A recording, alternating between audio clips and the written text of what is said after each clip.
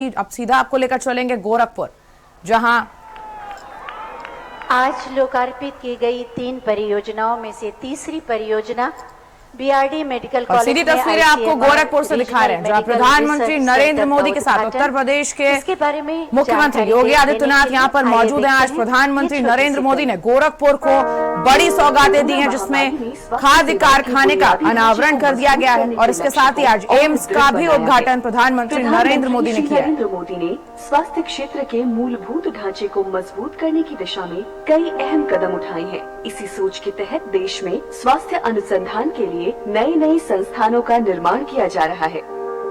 इस समय देश में 80 वायरल डायग्नोस्टिक और रिसर्च लैब्स हैं। इनको और बेहतर बनाया जाएगा। महामारियों में बायोसेफ्टी लेवल 3 की लैब चाहिए। ऐसी 15 नई लैब को ऑपरेशनल किया जाएगा। इसके अलावा देश में 4 नए नेशनल इंस्टीट्यूट ऑफ बायोलॉजी और एक national institute for one health भी स्थापित किया जा रहा है। इसी दिशा में आईसीएमआर क्षेत्रीय आयुर्विज्ञान अनुसंधान केंद्र गोरखपुर एक मिसाल है। अत्याधुनिक सुविधाओं से युक्त क्षेत्रीय आयुर्विज्ञान अनुसंधान केंद्र का नया भवन इलाके में मलेरिया, टीबी, HIV, कैंसर और कुष्ठ रोग जैसी बीमारियों के अनुसंधान के नए क्षितिज खोलेगा। ये संस्थान नए और उभरते संक्रमणों, पोषण संबंधी समस्या और इसके अलावा मधुमेह, हाई बीपी, हृदय रोग जैसे रोगों को दूर करेगा। इस संस्थान के द्वारा क्षेत्रीय आबादी को अत्याधुनिक टेस्टिंग फैसिलिटी का लाभ मिलेगा, जिससे उन्हें रोगों की जांच के लिए सैंपल बाहर नहीं भेजना पड़ेगा और जांच के परिणाम भी समय से मिलेंगे। ये संस्थान क्षेत्रीय बीमारियों के नए इलाज तथा जांच के तरीकों की खोज करेगा, जिससे रोगों का बोझ कम करने में मदद मिलेगी। साथ ही स्वास्थ्य संकेतकों में सुधार के साथ साथ अंतर विभागीय सहयोग और क्षमता निर्माण में सहायता के लिए एक मंच प्रदान करेगा। इस भवन का रिकॉर्ड गति से निर्माण किया गया है, जिससे कि क्षेत्र के लोग जल्द से जल्द इसकी सुविधाओं का लाभ उठा सके।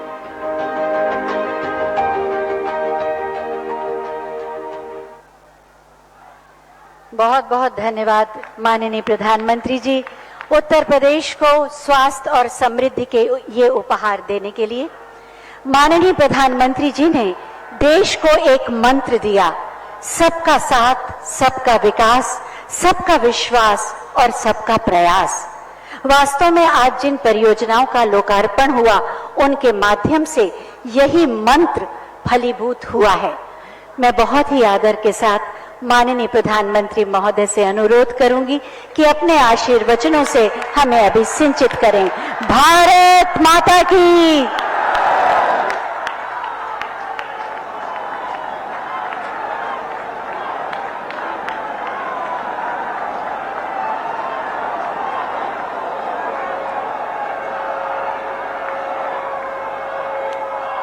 भारत माता की।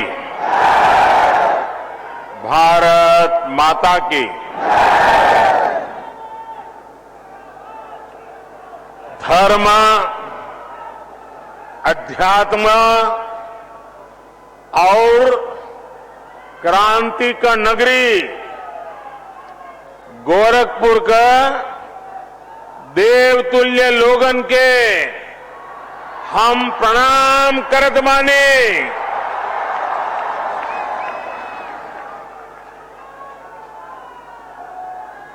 परमहंस योगानंद महायोगी गोरखनाथ जी,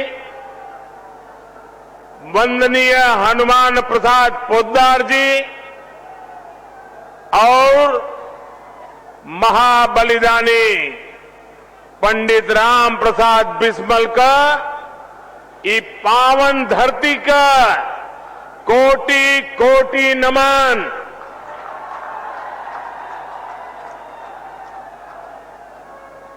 आप सब लोग जौने खाद कारखाना और एम्स का बहुत दिन से इंतजार करत रही है।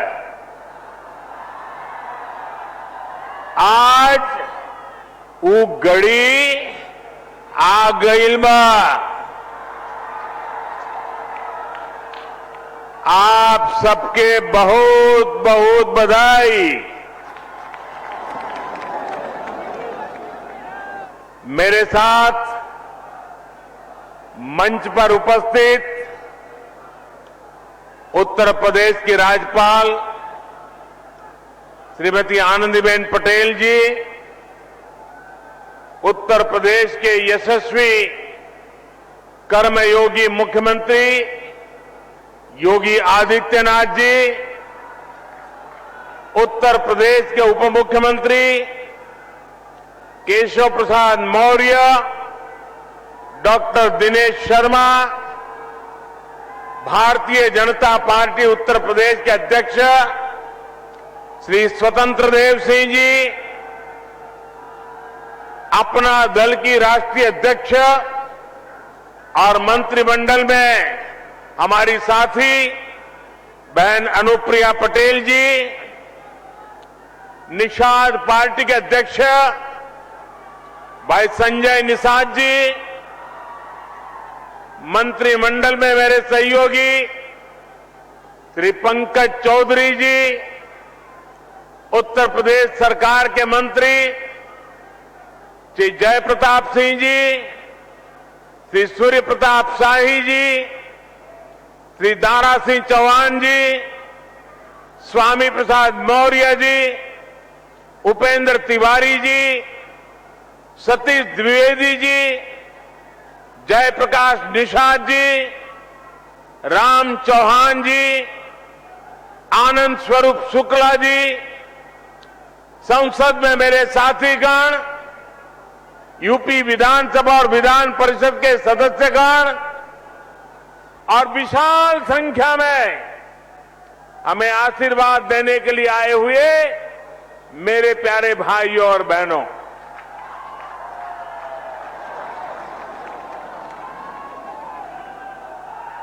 जब मैं मंच पे आया तो मैं सोच रहा था ये भीड़ है, वो यहां नजर भी नहीं पहुंच रही। लेकिन जब उस तरफ देखा तो मैं हैरान हो गया, इतनी बड़ी तादाद में लोग, और मैं नहीं मानता हूं शायद उनको दिखाई भी नहीं देता होगा, सुनाई भी नहीं देता होगा। इतने दूर दूर लोग झंडे हिला रहे हैं।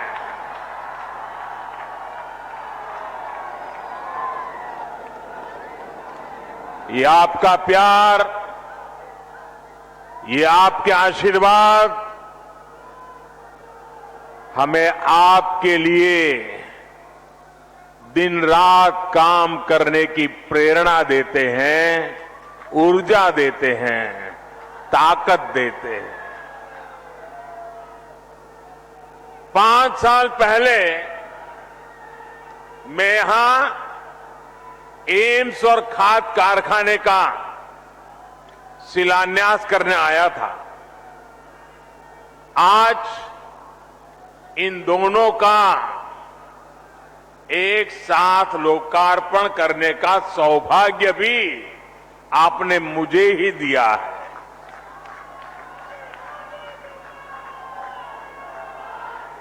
आईसीएमआर के रीजनल मेडिकल रिसर्च सेंटर को भी आज अपनी नई बिल्डिंग मिली है। मैं यूपी के लोगों को बहुत बहुत बधाई देता हूं। साथियों, गोरखपुर में फर्टिलाइजर प्लांट का शुरू होना, गोरखपुर में एम्स का शुरू होना अनेक संदेश दे रहा है। जब डबल इंजन की सरकार होती है तो डबल तेजी से काम भी होता है। जब नेक नियत से काम होता है तो आपदाएं भी अवरोध नहीं बन पाती। जब गरीब, शोषित, वंचित की चिंता करने वाली सरकार होती है तो वो परिश्रम भी करती है, परिणाम भी ला करके दिखाती है। गोरखपुर में आज हो रहा आयोजन इस बात का भी सबूत है कि नया भारत जब ठान लेता है तो इसके लिए कुछ भी असंभव नहीं है। साथियों, जब 2014 में आपने मुझे सेवा का अवसर दिया था तो उस समय देश में फर्टिलाइजर सेक्टर बहुत बुरी स्थिति में था।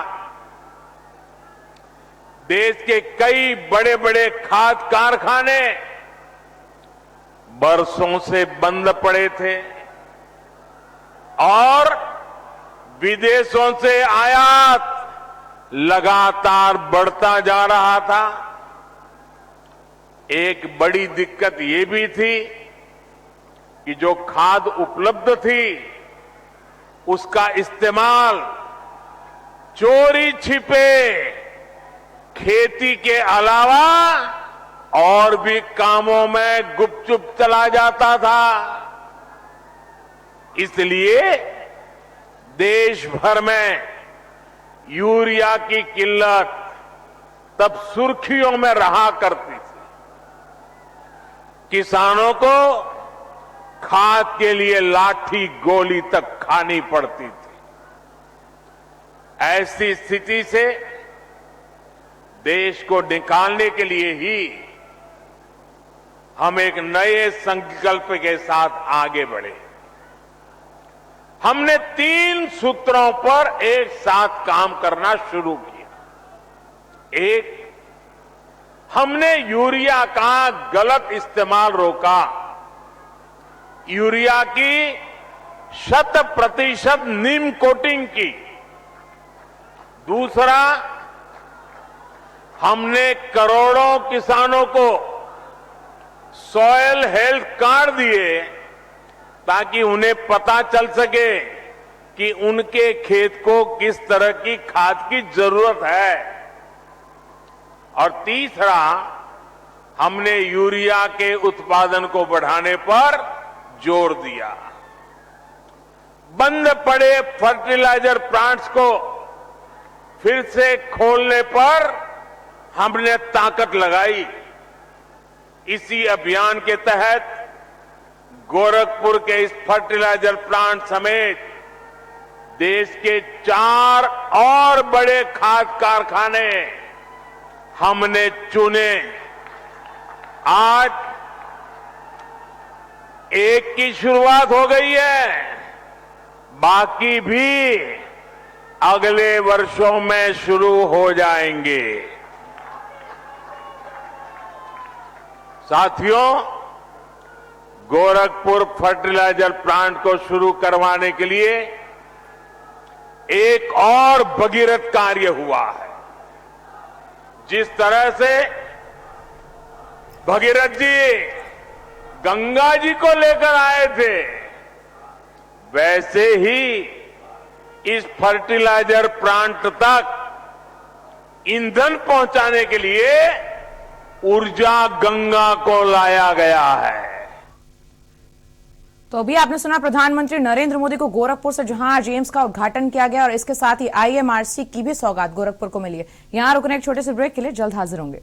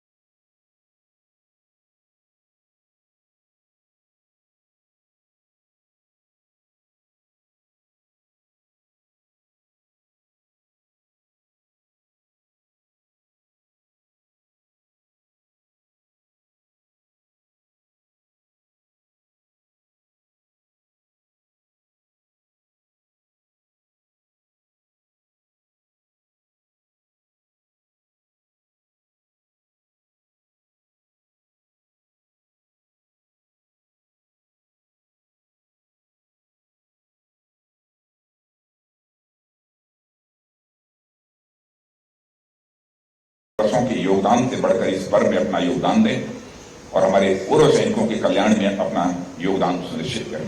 जय हिंद। आज सशस्त्र सेना झंडा दिवस आर्म फोर्सेस फ्लैग डे के पुनीत अवसर पर मैं समस्त देश व प्रदेशवासियों को हार्दिक शुभकामनाएं देता हूं। मैं सभी देश व प्रदेशवासियों से अनुरोध करता हूं, दिल खोलकर स्वेच्छा से योगदान करें। आर्म फोर्सेस फ्लैग डे में एकत्रित हुई धनराशि पूर्व सैनिकों व शहीद सैनिकों के परिवारों के कल्याण हेतु उपयोग में लाई जाती है। आर्म फोर्सेस फ्लैग डे में योगदान की हुई धनराशि CSR व इनकम टैक्स में पूरी छूट प्रदान करती है। उत्तर प्रदेश सैनिकों, पूर्व सैनिकों, शहीद सैनिकों के आश्रितों के कल्याण एवं पुनर्वास के लिए निरंतर प्रयासरत एवं कृत संकल्प है। जय हिंद। आप देख रहे हैं के न्यूज, खबरों का सारथी। ब्रेक के बाद आपका स्वागत है। बात कर रहे थे काम दमदार की और सीधा आपको लेकर चल रहे गोरखपुर, जहां प्रधानमंत्री नरेंद्र मोदी गोरखपुर जनता को संबोधित कर रहे हैं। लॉकडाउन लगे, एक देश से दूसरे देश में आवाजाही रुक गई, सप्लाई चेन टूट गई।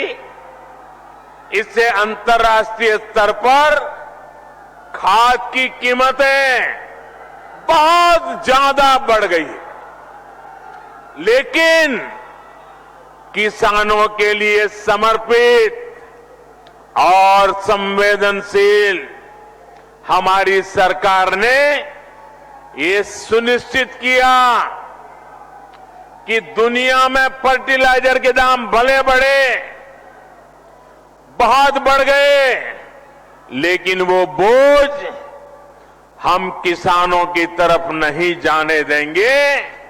किसानों को कम से कम परेशानी हो, इसकी हमने जिम्मेवारी ली। आप हैरान हो जाएंगे सुनकर के भाइयों बहनों, इसी साल NPK फर्टिलाइजर के लिए दुनिया में दाम बढ़ने के कारण 43,000 करोड़ रुपए से ज्यादा सब्सिडी हमें किसानों के लिए बढ़ाना आवश्यक हुआ और हमने किया। यूरिया के लिए भी सब्सिडी में हमारी सरकार ने 33,000 करोड़ रुपयों की वृद्धि की। क्यों? कि दुनिया में दाम बढ़े, उसका बोझ हमारे किसानों पर न जाए। अंतर्राष्ट्रीय बाजार में जहां यूरिया 60-65 रुपये प्रति किलो बिक रहा है, वहीं भारत में किसानों को यूरिया 10 से 12 गुना सस्ता देने का प्रयास है। भाई और बहनों, आज खाने के तेल को आयात करने के लिए भी भारत हर साल हजारों करोड़ रुपए विदेश भेजता है। इस स्थिति को बदलने के लिए देश में ही पर्याप्त खाद्य तेल के उत्पादन के लिए राष्ट्रीय मिशन शुरू किया गया है। पेट्रोल डीजल के लिए कच्चे तेल पर भी भारत हर वर्ष 5-7 लाख करोड़ रुपए खर्च करता है। इस आयात को भी हम इथेनॉल और बायोफ्यूल पर बल देकर कम करने में जुटे हैं। पूर्वांचल का एक क्षेत्र तो गन्ना किसानों का गढ़ है। इथेनॉल गन्ना किसानों के लिए चीनी के अतिरिक्त कमाई का एक बहुत बेहतर साधन बन रहा है। उत्तर प्रदेश में ही बायोफ्यूल बनाने के लिए अनेक फैक्ट्रियों पर काम चल रहा है। हमारी सरकार आने से पहले यूपी से सिर्फ 20 करोड़ लीटर इथेनॉल तेल कंपनियों को भेजा जाता था। आज करीब करीब 100 करोड़ लीटर इथेनॉल अकेले उत्तर प्रदेश के किसान भारत की तेल कंपनियों को भेज रहे हैं। और यहां रुक रहे हैं एक छोटे से ब्रेक के लिए, जल्द हाजिर होंगे। आप देख रहे हैं के न्यूज, खबरों का सारथी। उत्तराखंड के ग्रामीण युवाओं और महिलाओं को स्वरोजगार से जोड़ने के लिए राज्य सरकार जैविक शहद उत्पादन को बढ़ावा दे रही है। न्याय पंचायत स्तर पर मधु ग्राम बनाने की ओर आगे बढ़ रही उत्तराखंड सरकार राज्य में फल, सब्जी, फूलों की खेती के साथ ही शहद उत्पादन के जरिए किसानों की आर्थिकी भी मजबूत बना रही है। मधुमक्खी के जो बॉक्स हैं हमें घर आके सरकार द्वारा दिए गए, लाभदायक है ये और बड़ा महंगा बिकता भी है बाजार में। नरेंद्र नगर की सकलाना रेंज हो या अल्मोड़ा में रानीखेत के किसान मधुमक्खी पालन और शहद उत्पादन से जुड़कर ये मौन पालक आज राज्य सरकार की योजनाओं का लाभ उठाते हुए खुद को आत्मनिर्भर बना रहे हैं। समृद्धि की मिठास इनके मुस्कुराते चेहरों पर दिखाई दे रही है। उत्तराखंड में 6000 से अधिक मौन पालक, सालाना 2200 मीट्रिक टन शहद का उत्पादन, सालाना उत्तराखंड से 200 करोड़ का शहद निर्यात। उत्तराखंड सरकार प्रत्येक जिलों में बना रही मधु ग्राम, किसानों को आदर्श मधुमक्खी पालन, ऋतुवार प्रबंधन, मधुमक्खी पालन में समस्या और समाधान, डंक रहित मधुमक्खी पालन पर ट्रेनिंग दी जा रही है। प्रदेश के किसानों ने समृद्धि का जो सपना अपनी खुली आंखों में संजोया है, उसको आज उत्तराखंड सरकार साकार कर रही है। स्वरोजगार में खोले समृद्धि के द्वार, उम्मीदों के पथ पर उत्तराखंड सरकार। खुदी को आजमाया है तो ये अंदाज आया है, खुदी को आजमाया है तो ये अंदाज आया है। तुम में भी मैं हूं, शुद्ध प्लस पान मसाला।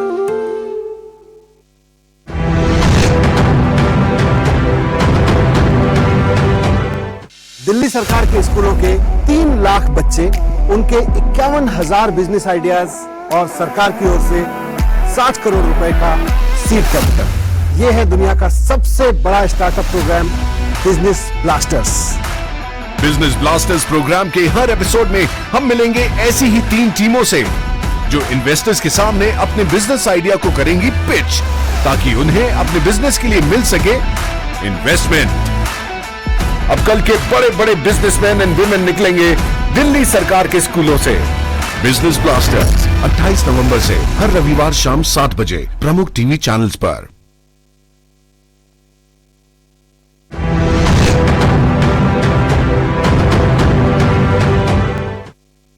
पर ये दिल है कि चख रहा है उन्हीं अल्फाजों का नूर नूर और नूर नूर और नूर नूर और। दूर कितना भी जाओ, इस जुबान से दूर ना जा पाओगे। रुमर बोलो जुबान केसरी। आप देख रहे हैं के न्यूज, खबरों का सारथी। और ब्रेक के बाद आपका स्वागत है। फिर से आपको सीधा लेकर चल रहे हैं गोरखपुर, जहां आज गोरखपुर को प्रधानमंत्री नरेंद्र मोदी ने बड़ी सौगात दी। होते भी हैं, उनमें से ज्यादा का जीवन बचा पाने में हमें सफलता मिल रही है।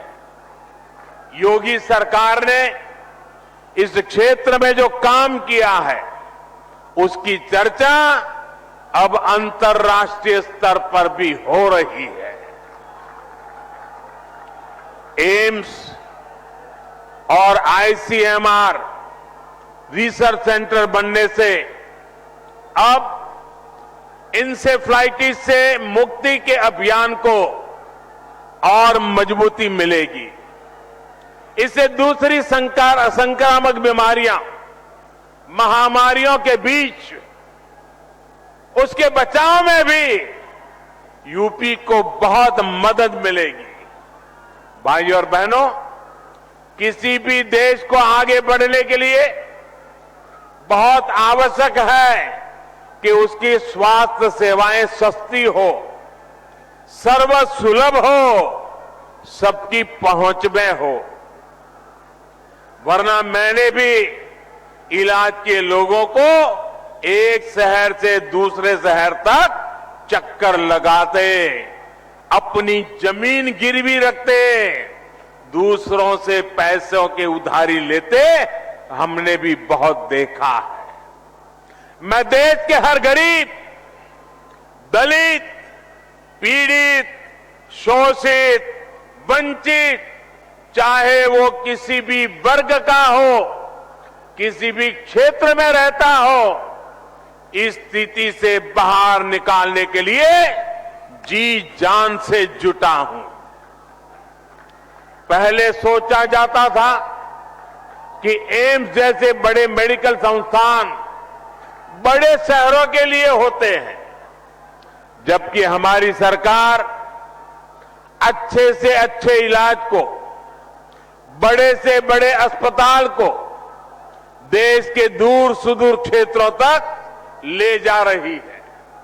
आप कल्पना कर सकते हैं, आजादी के बाद से इस सदी की शुरुआत तक देश में सिर्फ एक एम्स था, एक। अटल जी ने 6 और एम्स स्वीकृत किए थे अपने कालखंड में। बीते 7 वर्षों में 16 नए एम्स बनाने पर देश भर में काम चल रहा है। हमारा लक्ष्य ये है कि देश के हर जिले में कम से कम एक मेडिकल कॉलेज जरूर हो। मुझे खुशी है कि यहां यूपी में भी अनेक जिलों में मेडिकल कॉलेज का काम तेजी से आगे बढ़ रहा है। और अभी योगी जी पूरा वर्णन कर रहे थे कहां मेडिकल कॉलेज का काम हुआ है।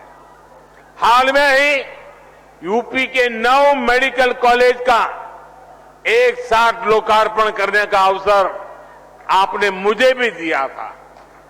स्वास्थ्य को दी जा रही सर्वोच्च प्राथमिकता का ही नतीजा है कि यूपी लगभग 17 करोड़ टीके के पड़ाव पर पहुंच रहा है। भाइयों और बहनों, हमारे लिए 130 करोड़ से अधिक देशवासियों का स्वास्थ्य, सुविधा और समृद्धि सर्वोपरि है। विशेष रूप से हमारी माताओं, बहनों, बेटियों की सुविधा और स्वास्थ्य, जिस पर बहुत ही कम ध्यान दिया गया।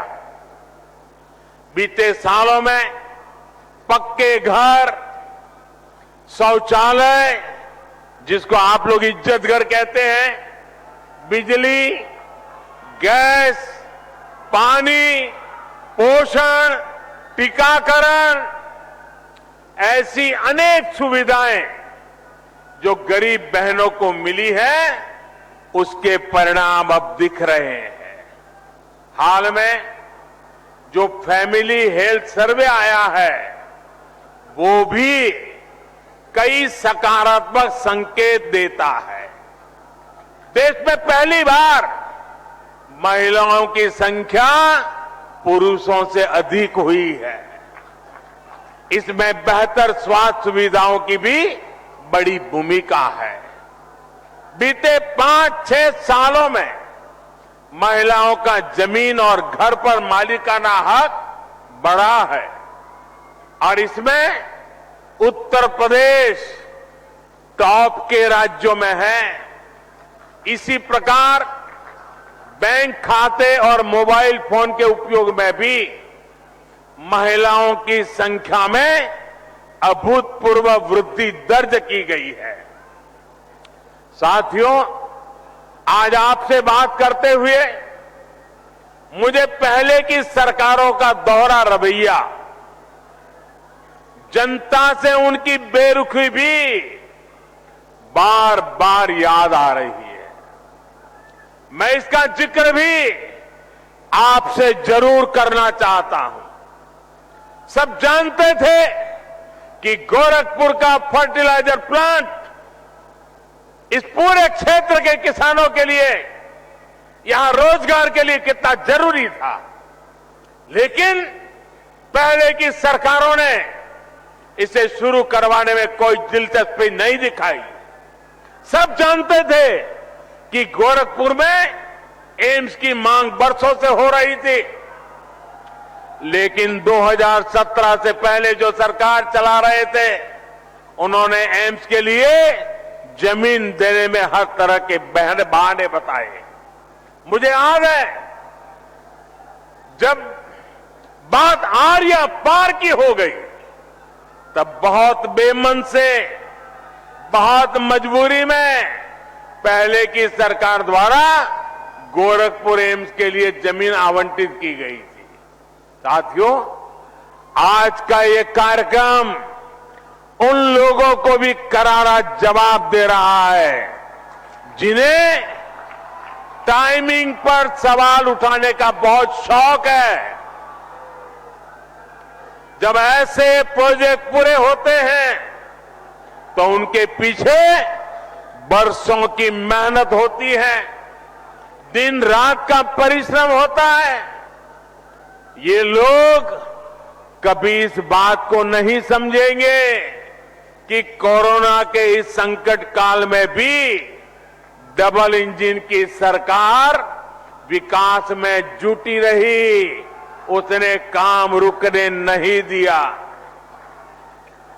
मेरे प्यारे भाइयों बहनों, लोहिया जी, जयप्रकाश नारायण जी के आदर्शों को, इन महापुरुषों के अनुशासन को ये लोग कब से छोड़ चुके हैं।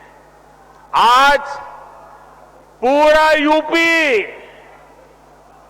भली भांति जानता है कि लाल टोपी वालों को लाल बत्ती से मतलब रहा है। उनको आपके दुख तकलीफ से कोई लेना देना नहीं है। ये लाल टोपी वालों को सत्ता चाहिए, घोटालों के लिए, अपनी तिजोरी भरने के लिए, अवैध कब्जों के लिए, माफियाओं को खुली छूट देने के लिए। लाल टोपी वालों को सरकार बनानी है आतंकवादियों पर मेहरबानी दिखाने के लिए, आतंकियों को जेल से छुड़ाने के लिए।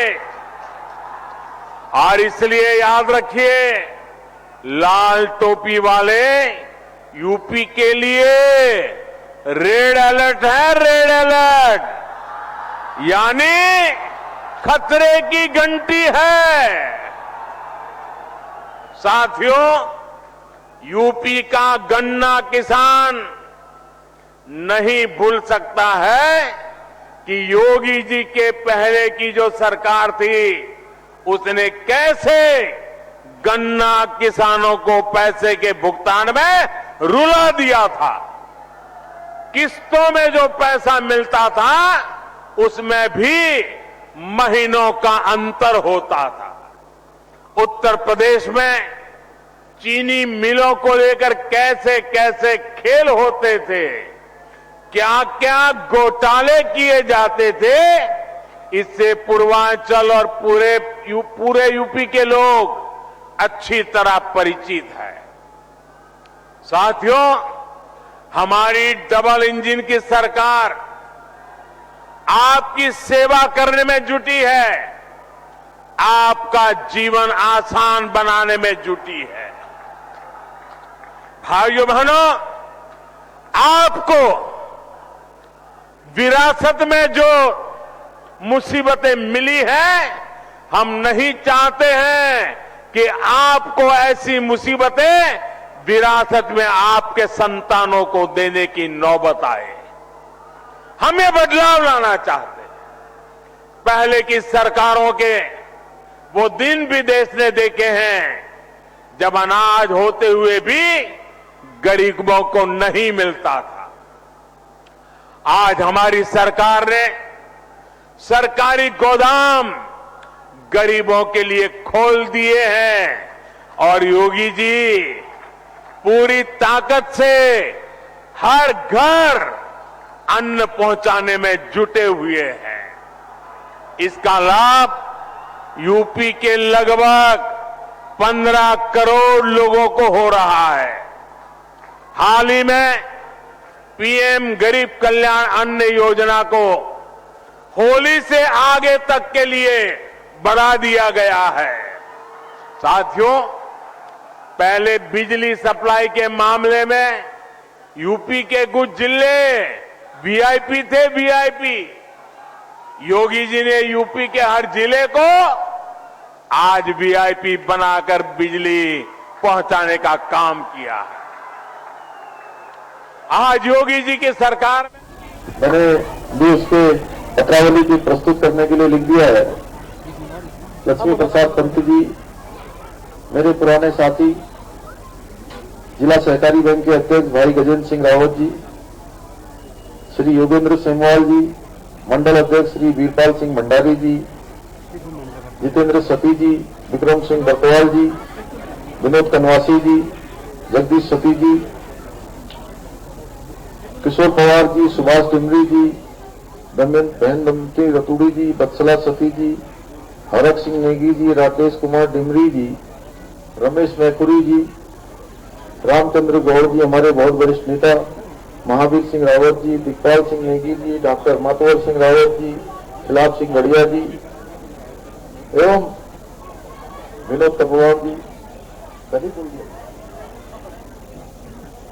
मंच पर उपस्थित सभी हमारे और जिनके हाथों आप सब लोगों ने मेरे हाथों जिनका सम्मान करवाया, योगेंद्र के जो हमारे शहीद हैं उनके पूज्य पिताश्री जी, हमारे प्रशासन के यहाँ पर जिलाधिकारी श्री हिमांशु खुराना जी और पुलिस अधीक्षक श्री यशवंत चौहान जी एवं उनकी सभी प्रशासन से आए हुए सभी अधिकारीगण, सभी कर्मचारीगण और इस कार्यक्रम में बड़ी संख्या में मैं देख रहा हूं हमारी मातृशक्ति, माताएं, बहनें, बड़े बुजुर्ग,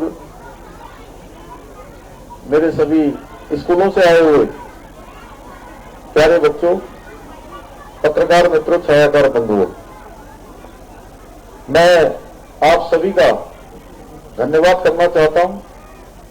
तो बच्चे कौन है पीछे, इसको आगे ले आओ, आगे की तरफ ले आइए, इनको यहां पर ले आओ।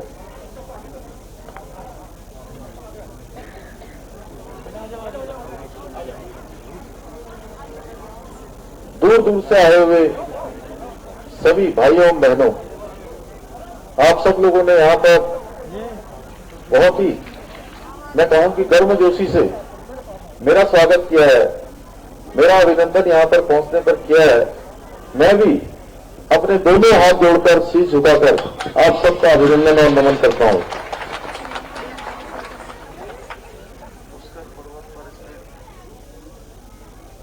आज इस कार्यक्रम में मैं अपने संबोधन की शुरुआत चंद्र कुंवर बर्तवाल जी की ही लिखी इन पंक्तियों से करना चाहता हूं।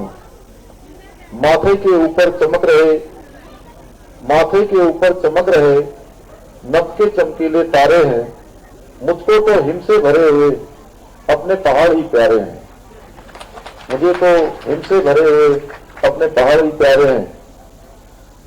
हिमवंत कवि चंद्र कुमार बर्तवाल जी हिंदी साहित्य के ज्ञाता थे और उनकी लेखनी का प्रभाव इन पर्वतों सा अटल था। वो हमेशा उनकी लेखनी में पहाड़ का प्यार, पहाड़ का दर्द लगातार हमको देखने को मिलता था। उनकी कविताओं के केंद्र में सदैव यहाँ की संस्कृति, जो हमारी पुरातन संस्कृति है, यहाँ के वन, यहाँ के पेड़ पौधे, यहाँ की आबोहवा, यहाँ के पर्वत हमेशा से उनके अपने उन कविताओं के केंद्र में रहते थे। उनकी प्रतिभा को देखकर महापंडित राहुल सांकृत्यायन जी ने उनका उपनाम काफल काको रखा था। आज उनके नाम और काम से उत्तराखंड का हर व्यक्ति खुद को गौरवान्वित महसूस करता है। मैं उनको बार बार नमन करता हूं। जैसे कि उनकी लेखनी के केंद्र में पहाड़ और उसकी संस्कृति थे, वैसे ही उनके नाम से शुरू किए गए इस मेले का उद्देश्य भी हमारी संस्कृति और इसके विस्तार में जो भी लोग लगे हुए हैं उन सभी का प्रोत्साहन देना भी है। इस मेले के माध्यम से हम खादी ग्राम उद्योग और इसके द्वारा बनाए जाने वाली वस्तुओं प्रचार प्रसार करने का सफल प्रयास कर रहे हैं। साथ ही खादी के उत्पादन व अन्य ग्रामोद्योग में काम करने वाले उसमें अभिरुचि रखने वाले व्यक्तियों के प्रशिक्षण पर बल देना भी हमारे लक्ष्य में शामिल है। हम प्रदेश में एक ऐसा अनुकूल माहौल तैयार कर रहे हैं जिससे कि हमारे कुटीर उद्योग अधिक से अधिक संख्या में पनपे और पहाड़ के सुदूर से सुदूर क्षेत्रों में रोजगार के अधिक अवसर पैदा हों। कल की कैबिनेट में, कल जो हमने मंत्रिमंडल की बैठक करी थी, उसमें बहुत सारे मानकों में, चूंकि पहाड़ में उद्योग लगाने पर कुछ मानक ज्यादा बड़े थे, उनकी लंबाई चौड़ाई का भी लंबे मानक थे, उनमें हमने शिथिलीकरण प्रदान किया है। इसके पीछे हमारा उद्देश्य है कि जो हमारे उद्योग धंधे हैं वो केवल मैदानी क्षेत्रों में न लगे, बल्कि हमारे उद्योग, हमारे धंधे, हमारे यहाँ के कुटीर उद्योग हमारे पहाड़ों में भी लगे और उनका भी संवर्धन हो, उनको भी काम कर। तो अभी आपने सुना